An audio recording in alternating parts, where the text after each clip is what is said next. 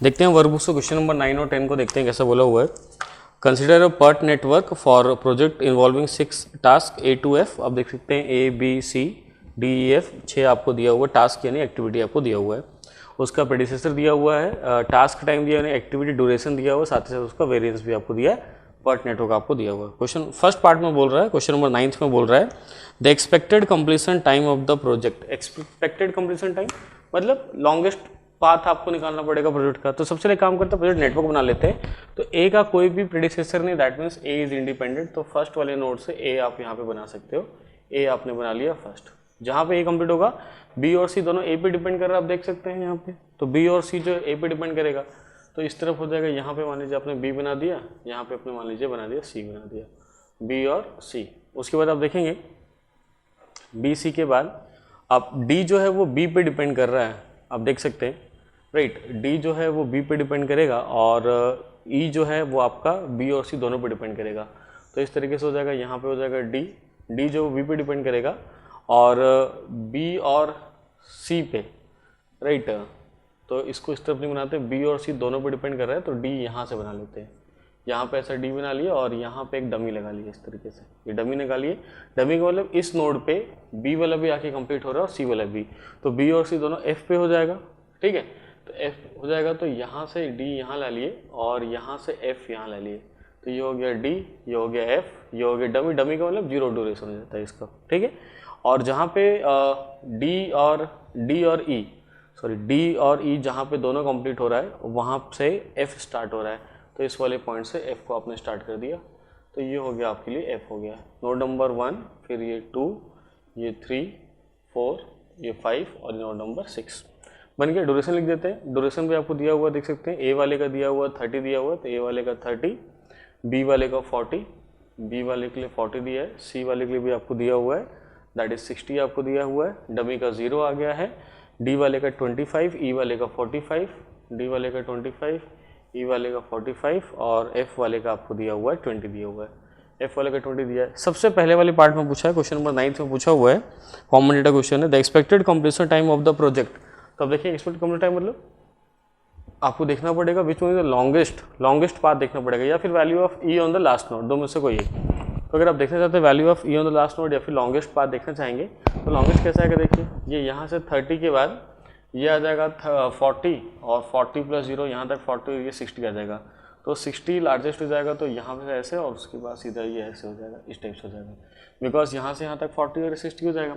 उसके बाद ये हो जाएगा 60 के बाद ये हो जाएगा आपके पास ये 45 और उसके बाद ये आ जाएगा इस टाइप से। तो अगर आप देखेंगे तो क्रिटिकल पाथ जो आ गया आपके पास CP क्रिटिकल पाथ आ गया, तो क्रिटिकल पाथ जो आ जाएगा CP जो आ जाएगा, आप क्रिटिकल पाथ अगर आप बनाना चाहेंगे तो आपके पास आ जाएगा AC, ये आ जाएगा आपके पास AC, E और F आ जाएगा। तो इसका ड्यूरेशन अगर ऐड करेंगे तो कितना आ जाएगा देखिए, A के लिए कितना आ जाएगा आपके पास 30 प्लस C के लिए आ जाएगा 60 प्लस E के लिए आ जाएगा 45 प्लस आ जाएगा 20 आ जाएगा। तो आप देखेंगे आपसे पूछा है प्रोजेक्ट कंप्लीशन टाइम पूछा हुआ है, तो यही आ जाएगा आपका प्रोजेक्ट कंप्लीशन टाइम आ जाएगा।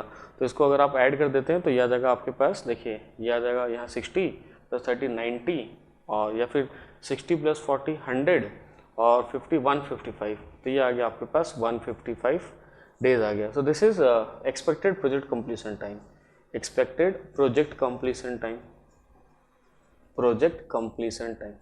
तो एक्सपेक्टेड प्रोजेक्ट कंप्लीशन टाइम जो है वो आपके पास आ गया है, that is equal to 155 days. अब देखेंगे ऑप्शन डी यानी क्वेश्चन 9 जो है, क्वेश्चन 9 जो पूछा हुआ है उसके लिए ऑप्शन डी आपका करेक्ट हो गया, ऑप्शन डी आपका करेक्ट हो गया।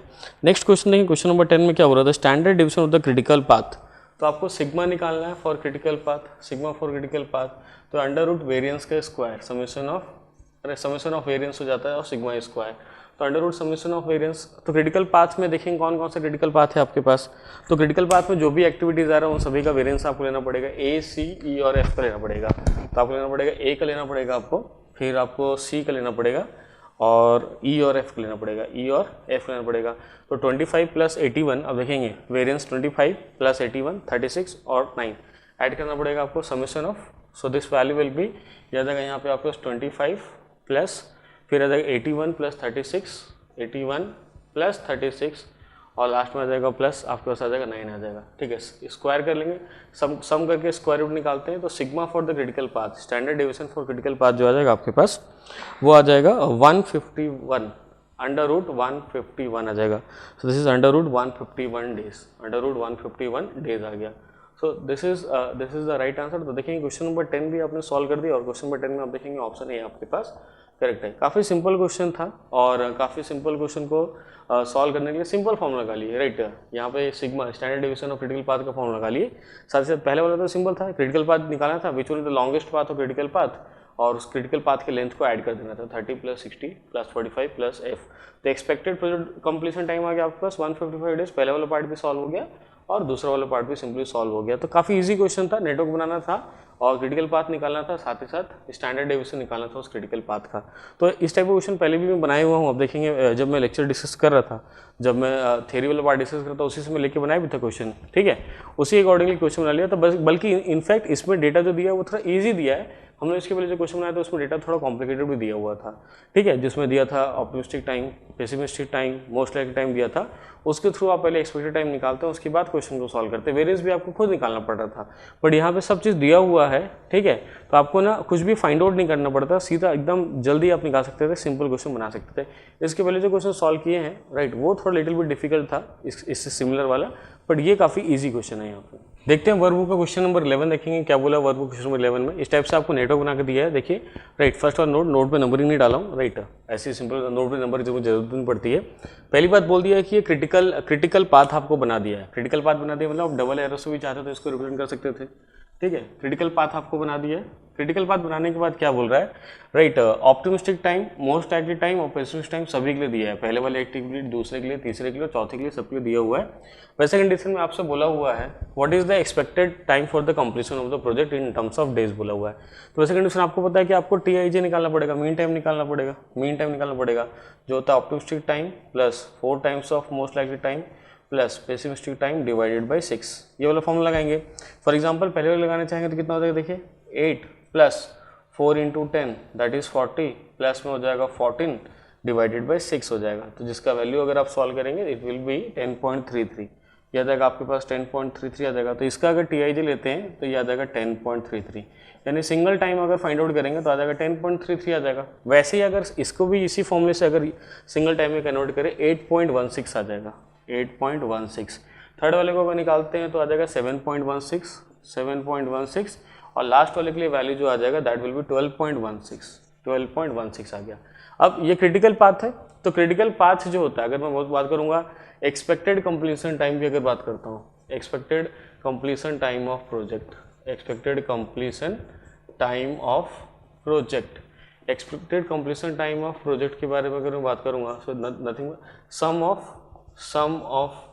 sum of critical path, sum of critical path, sum of activity of the duration of activity of critical path जो जाता है तो 10.33 प्लस 8.16 प्लस 7.16 प्लस 12.16, सिर्फ सभी को ऐड कर देंगे तो ये वैल्यू जो आ जाएगा फाइनली आपके पास 37.81 डेज आ जाएगा, 37.81 days, and this is the right answer. तो ये आपके पास कैसा आ जाएगा, राइट आंसर आ जाएगा। तो आप देखेंगे क्वेश्चन काफ़ी सिंपल है। बेसिकली एक्चुअली सिविल इंजीनियरिंग का जब सबसे पहली बार क्वेश्चन आया था, क्योंकि सिविल इंजीनियरिंग में CPM पार्ट जो इंट्रोड्यूस हुआ है वो 2016 से इंक्लूड हुआ है, तो 2016 में सबसे पहली बार इंक्लूड किया गया था CPM पार्ट को।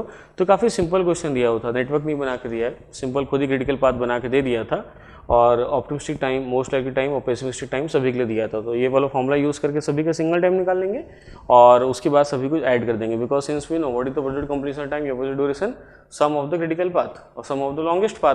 तो लॉन्गेस्ट पाथ क्रिटिकल पाथ तो खुद ही उसने बना के दिया है, तो मेरे को सभी को सिर्फ क्या करना था, सिर्फ ऐड करना था। काफ़ी सिंपल क्वेश्चन आया था जब पहली बार आया था सिविल इंजीनियरिंग में। हालांकि अभी तक सिविल इंजीनियरिंग में 2-3-4 बार जो भी आया 16, 17, 18, 19 जो भी क्वेश्चन आया, काफ़ी सिंपल क्वेश्चन आया, काफ़ी डिफिकल्ट नहीं आया। इसलिए ना सिविल वालों को एक प्लस पॉइंट है कि सिविल वाले अगर मैकेनिकल, जैसे मैं डिस्कस कर रहा हूँ, मेजर जो मैं क्वेश्चन लिया हूँ गेट एग्जामिनेशन के वो मैकेनिकल के पॉइंट ऑफ व्यू से लिया हूँ, मैकेनिकल क्वेश्चन लिया हूँ, बिकॉज मैकेनिकल लास्ट 32 ईयर से क्वेश्चन आ रहा है और हम लोग जो प्रैक्टिस कर रहे हैं वो मैकेनिकल के बेसिस प्रैक्टिस कर रहे हैं, उनके क्वेश्चन के बेसिस प्रैक्टिस कर रहे हैं, उनके थ्योरी बेसिस, उनके कंसेप्ट पे। तो जब पहली बार 2015 में जब हम लोग पढ़ा रहे थे, जब फर्स्ट टाइम 2015 में हम लोग पढ़ाए थे, तो 16 वाले को कोई आइडिया नहीं था कि क्वेश्चन कैसा आएगा, क्योंकि पहली बार आ रहा है उनके लिए क्वेश्चन। तो हम लोग मैकेनिकल को बेस मान के पढ़ाए, तो फाइंड आउट ये किया कि सिविल में क्वेश्चंस बहुत ईजी आ रहे हैं, बहुत ज़्यादा ईजी आ रहे हैं एज़ कम्पेयर टू मैकेनिकल। तो अगर आप मैकेनिकल के लेवल का समझ रहे हो, पढ़ रहे हो, तो डेफिनेटली सिविल वाले काफ़ी जल्दी क्वेश्चन बना सकते हैं और उनको ऐसा लगेगा कि हमारे में क्वेश्चन काफ़ी ईजी आ रहा है, क्योंकि हमने पढ़ा है काफ़ी अच्छे लेवल का, बट क्वेश्चन जो आ रहा है वो उस लेवल का नहीं आ रहा है जिस लेवल का आप पढ़ के जा रहे हो, उससे काफ़ी ईजी आ रहा है, जो आपके लिए प्लस पॉइंट होगा कि आप बहुत अच्छे लेवल का पढ़ रहे हो बट क्वेश्चन काफ़ी लो लेवल का आएगा, तो आप बहुत जल्दी उसको बना भी पाएंगे।